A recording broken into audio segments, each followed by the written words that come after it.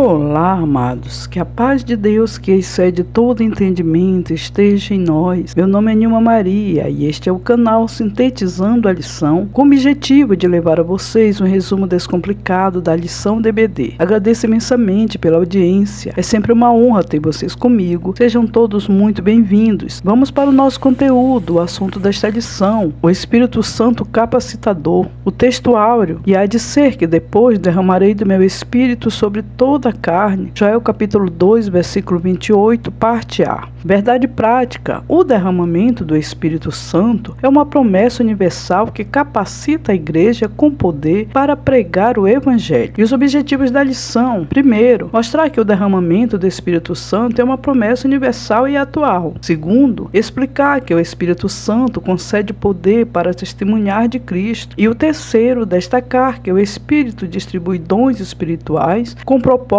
para edificação da igreja. Bom, é sobre isto que a lição vai tratar. Nesta lição aprenderemos que o Espírito não apenas regenera, mas capacita o crente para servir com poder, ousadia e santidade. Estudaremos a promessa, o cumprimento e a continuidade do derramamento deste Espírito. Venha comigo, se inscreva, curta, comente e compartilhe no grupo DBD da sua congregação. Esta lição é dividida em 3 tópicos. O primeiro está dividido em 3 subtópicos, o segundo em 3 e o terceiro também em 3 subtópicos. O primeiro tópico, com o tema A Promessa do Derramamento do Espírito, e como primeiro subtópico, uma promessa de abrangência universal. Aqui o nosso comentarista vem explicar que na antiga aliança o Espírito Santo atuava de maneira específica e temporária, capacitando pessoas escolhidas para missões determinadas, conforme 1 Samuel capítulo 19, verso 20, 2 Crônicas, capítulo 15, verso 1, e Ezequiel, capítulo 37 e verso 1. Entretanto, o profeta Joel anunciou uma nova realidade espiritual, o derramamento do Espírito sobre toda a carne, conforme Joel, capítulo 2, verso 28. Essa promessa não significa universalismo indiscriminado, mas inclusão de todos os que invocam o nome do Senhor, conforme Joel, capítulo 2, verso 32. Na nova aliança, essa promessa é confirmada nos evangelhos, em Mateus e Marcos,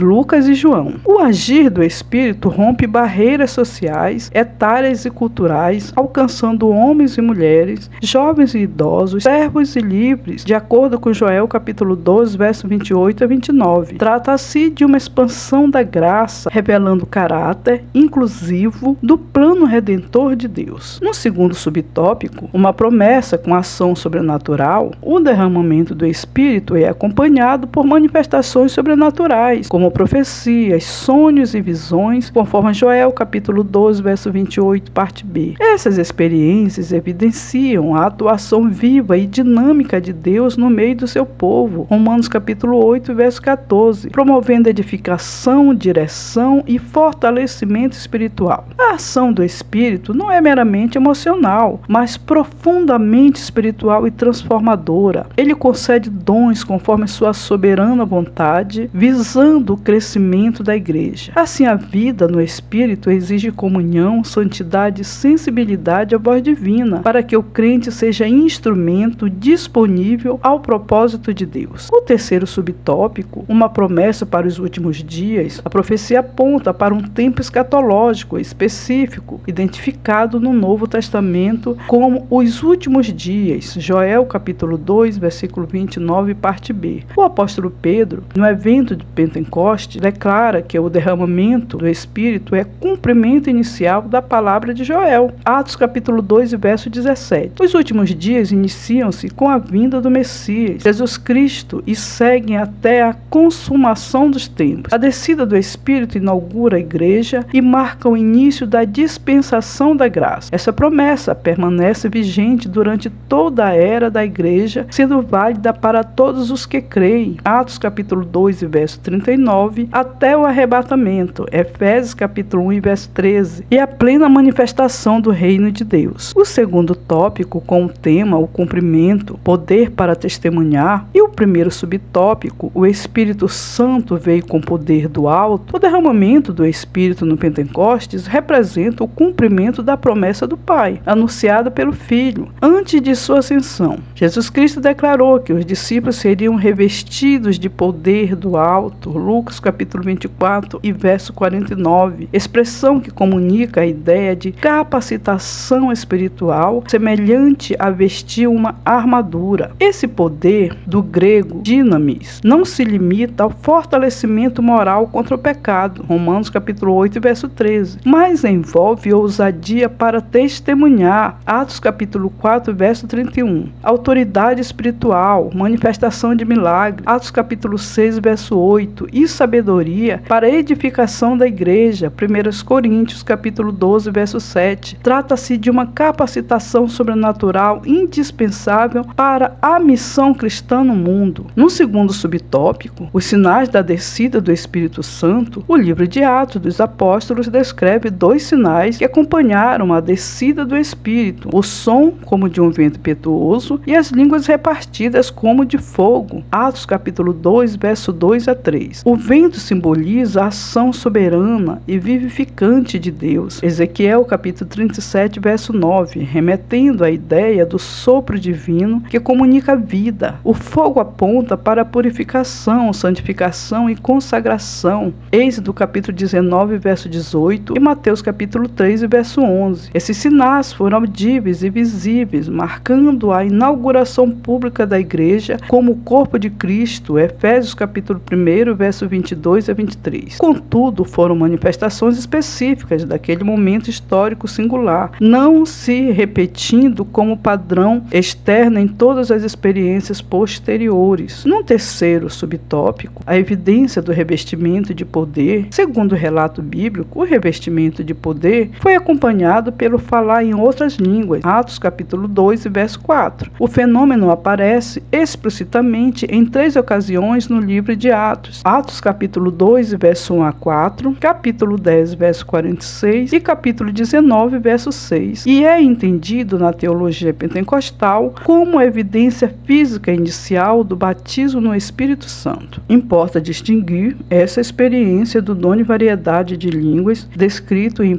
Coríntios capítulo 14, verso 27 a 28. O dom congregacional requer interpretação para edificação coletiva, enquanto falar em línguas, como sinal do batismo, está ligado à experiência pessoal de revestimento de poder. Assim, há uma distinção teológica entre o selo do Espírito na convenção, conforme Efésios capítulo 1, verso 13 a 14, que é universal a todos os salvos, e o revestimento de poder para testemunhar, concedido como capacitação específica para a missão da igreja. O terceiro tópico, com o tema continuidade do derramamento do Espírito, e o primeiro subtópico, a extensão da promessa no Espírito. No sermão do Pentecostes, o apóstolo Pedro declara que a promessa do Espírito não se limitava àquele momento histórico, mas se estendia a vós, a vossos filhos e a todos os que estão longe. Atos capítulo 2, verso 39. O dom do Espírito Santo refere-se ao cumprimento da profecia de Joel e à promessa de revestimento de poder anunciada por Jesus Cristo. O livro de Atos dos Apóstolos demonstra que essa experiência não ocorreu de forma padronizada quanto ao tempo, mas permaneceu acessível a todos os crentes. Na casa de Cornélio, o batismo no Espírito Santo antecedeu o batismo em águas, conforme Atos capítulo 10, verso 4 a 46. Em Samaria e Éfeso ocorreu posteriormente a conversão, Atos capítulo 8, verso 15 a 16, e Atos capítulo 19, verso 2 a 6. Assim, o revestimento de poder distingue-se do novo nascimento, confirmando que a promessa permanece válida durante toda a dispensação da graça. O segundo subtópico, o Espírito opera com diversidade e unidade. O apóstolo Paulo ensina que há diversidade de dons, mas unidade na fonte, ou seja, o mesmo Espírito. 1 Coríntios capítulo 12, verso 4. O termo diversidade do grego diaíresis aponta para a variedade de dons, operação e mistérios. A Trindade atua harmonicamente na vida da igreja. O Espírito distribui os dons, conforme 1 Coríntios capítulo 12, verso 4. O Filho estabelece os ministérios, conforme 1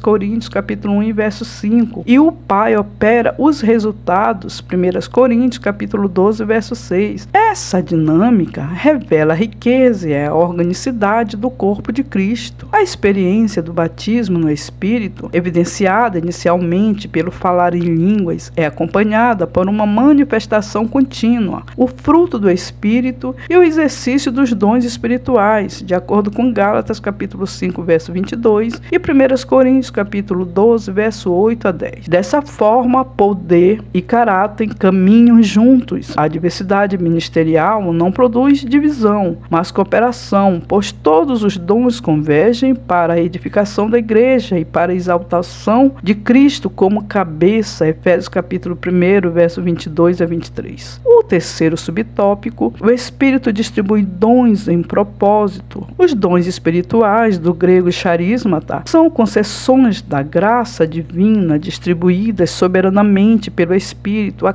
cada um como quer. Não tem finalidade de exaltação pessoal, mas de serviço do reino. 1 Pedro capítulo 4, verso 10. Edificação da igreja, 1 Coríntios capítulo 14, verso 12. E glorificação de Cristo, 1 Coríntios capítulo 12, verso 3. A compreensão do propósito dos dons protege o crente de dois extremos: a soberba, que transforma o dom em instrumento de vaidade, conforme Filipenses capítulo 2, verso 3, e a negligência, que impede seu exercício, Mateus capítulo 25, verso 25. Cada cristão é chamado a conhecer, desenvolver e exercer seu dom com humildade, zelo e amor, Romanos capítulo 12, verso 3, Colossenses capítulo 3, verso 23 a 24, servindo como bom dispenseiro da multiforme graça de Deus. Bom, aprendemos com esta lição que o Espírito Santo é o capacitador divino, prometido aos que creem, e que desde o Pentecostes sua presença é real e contínua em nosso meio, nos equipando com dons e poder para cumprir a missão de pregar o Evangelho. Obrigada por assistir este conteúdo. Deus abençoe sua vida e da sua família. Não esqueça de deixar o seu comentário, ele é muito importante. Até o próximo sábado, se Deus assim o permitir.